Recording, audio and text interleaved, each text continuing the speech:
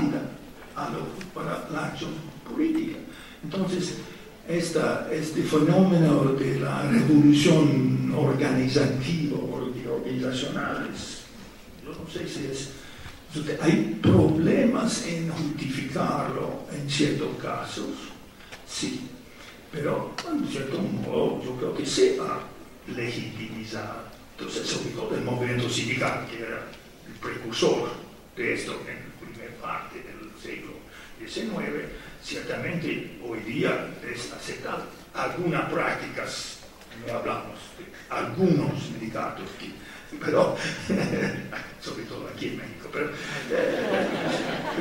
en general la autoorganización del proletariado, de los obreros en organizaciones permanentes que sean oligárquicas, no, pero es legítimo, aceptado por la población en general. Pero el otro punto que mencionaste me interesa mucho, es la diferencia entre organizaciones partidarias, partidos políticos, y organizaciones de clase o movimientos sociales. Para mí yo opero primitivamente con esa trilogía de partidos, asociaciones de interés y movimientos sociales. Cada uno tiene sus estructuras particulares, pero muchos se cambian a través del tiempo. Empieza el movimiento sindical, empezó como movimiento social, llegó a ser asociación y también se convirtió en partido político en algunos países. Entonces, las fronteras son abiertas y transmisibles. Bueno, pero en este momento, yo estoy hablando de la evidencia que tenemos de Europa en este libro que publicamos, que va a ser publicado en 2 días en México, presentado en México, en la Ciudad de México, que el gran problema en Europa son los partidos políticos. Más, hay un problema del movimiento sindical, hay una caída miembros, etc.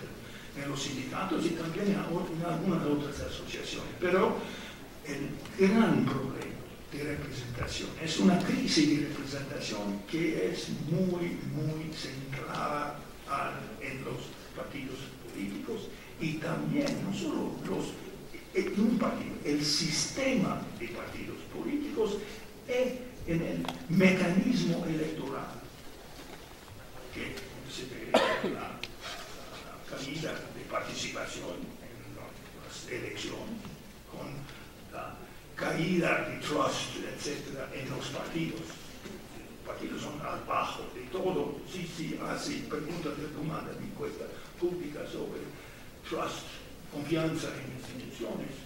Partidos políticos están abajo de medidores de autos usados. Es espantoso la reputación de partidos políticos. Entonces, sí, focaliza, nosotros tratamos en el libro de explicar por qué los partidos políticos son el punto más débil de la estructura de representación en la democracia real existente. Ahora vamos a ampliar uno más y luego cerramos con Simón, y esa es la última participación. Sí, muchas gracias. Abel Gómez, de la Universidad Autónoma de Nayarit. Doctor Schmitter, ¿usted parece que ya tiene una agenda definida para permanecer instalado por algún tiempo analizando el proceso político actual en Egipto y en Tunisia? Pero si tuviera que vivir en México, parece que usted ya tiene una agenda definida en estos próximos meses o años para Egipto y Tunisia, ¿no? Para estar allá analizando este proceso actual. Si tuviera que vivir en México y viendo la perspicacia que hace sobre las instituciones mexicanas y sindicatos, ¿qué agenda se propondría o qué recomendaría a los jóvenes universitarios e investigadores que están aquí presentes este día?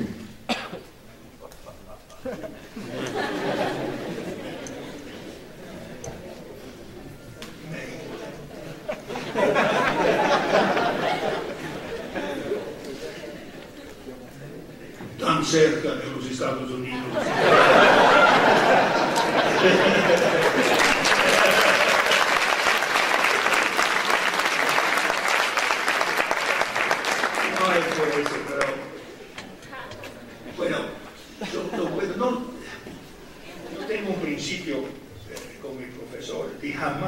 sugerir a mis estudiantes temas de investigación.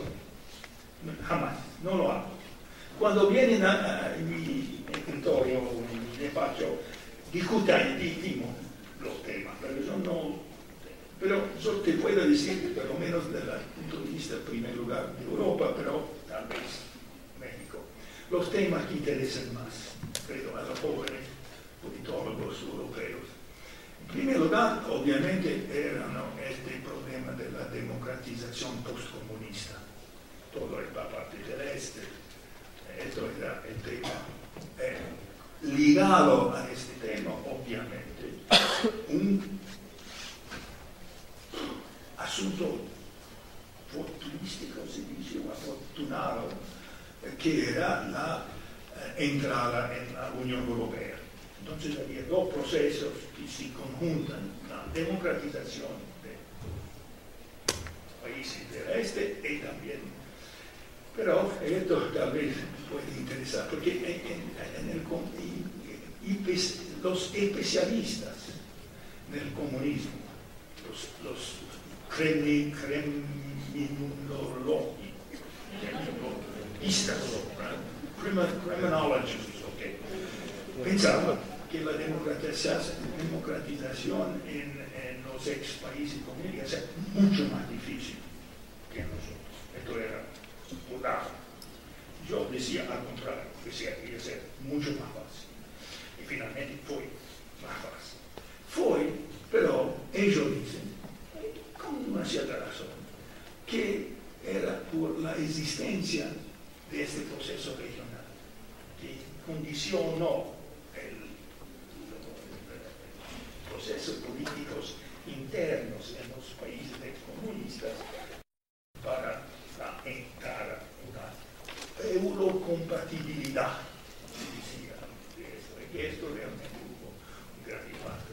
Entonces, da dos temas. En primer lugar, el tema también nacional y subnacional. Hay un creciente interés en Europa para los gobiernos subnacionales, y yo imagino también en México y en América Latina en general, porque uno de los fenómenos muy interesantes es que con la democratización de América Latina, casi cada país ha cambiado la distribución de atribuciones de autoridad a diferentes y ha dado más poderes, más capacidades a las unidades subnacionales. Entonces, hacer política subnacional, pero comparaciones entre el comportamiento y performance de unidades subnacionales, esto también es una industria muy importante. Y del otro lado, entonces, subnational y supranational.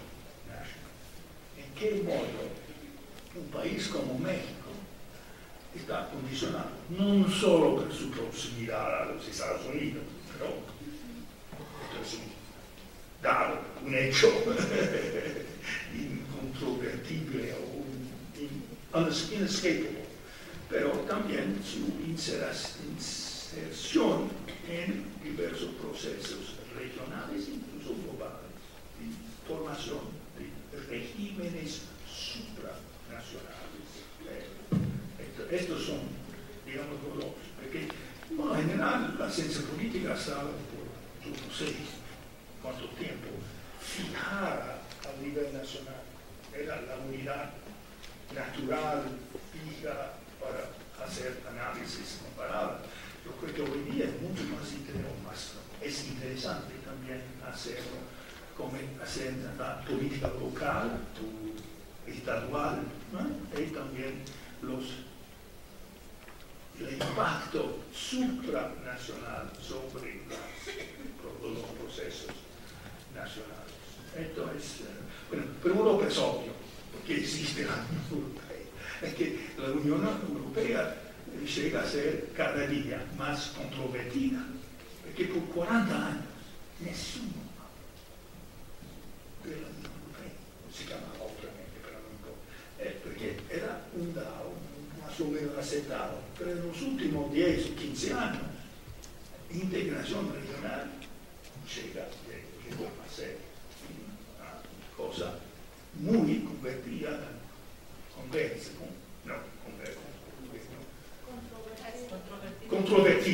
gracias. Sí.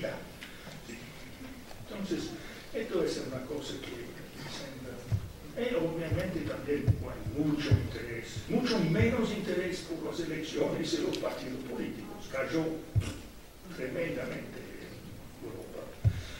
Obviamente mucho más interés por los movimientos sociales, sobre todo, pero también la sociedad civil en general, y cómo está cambiando, etc. Es un tema, yo creo que toda la idea en México, pero también en Europa, es un tema más actual, donde se pueden ver cambios significativos, más importantes. ¿Con Simón? Gracias. 3 puntos muy breves. Primero, creo que hago mía la observación del colega sobre la denominación de revoluciones. Creo que hay cambios significativos dentro de las democracias contemporáneas y que no necesariamente cambian su esencia, su sustancia, sino que la cambian algunos aspectos de ella que no necesariamente constituyen revoluciones. Esto ya fue respondido, por lo tanto, simplemente enfatizo. Segundo, dentro de estos cambios, me parece que quizá una mirada a América Latina debería llevar a incluir un tercero en las revoluciones en curso, que es uno que tiene que ver con las formas de democracia directa o semidirecta que se están aplicando, o por lo menos que se impulsan, incluso en países en donde sin una retórica revolucionaria se las viene aplicando muy continuadamente, como el caso uruguayo, que ha acudido en un número muy alto de ocasiones a consulta popular, pero también está establecida la revocatoria del mandato, la iniciativa legislativa, y se han aplicado en muchos de los países y creo que constituyen un cambio muy importante dentro de las democracias liberales contemporáneas. El tercer aspecto me parece que es necesario también considerar cuando se habla, por ejemplo, de esta ciudadanía de las organizaciones y los ciudadanos, ya no tanto como individuos, sino como colectivos, la idea también de privilegiar en algunos países, sobre todo de América Latina, la ciudadanía social sobre la ciudadanía civil y política. Creo que eso tiene un efecto importante en la democracia, en la medida en que puede llevar a cierta limitación e incluso conculcación de derechos y de libertades en función de determinados objetivos sociales y por lo tanto limita, reduce, erosiona a la democracia. Gracias. Bueno, muchas gracias. Para poner en primer lugar el segundo punto, que es muy interesante. Tal vez es porque donde estoy en Florencia estoy un po' circundado de suizos, y yo en parte sono suizo, entonces hay un interés creciente, llamada democracia directa, no es directa, pero referendaria, iniciativas también, más importante que los referendos son las iniciativas de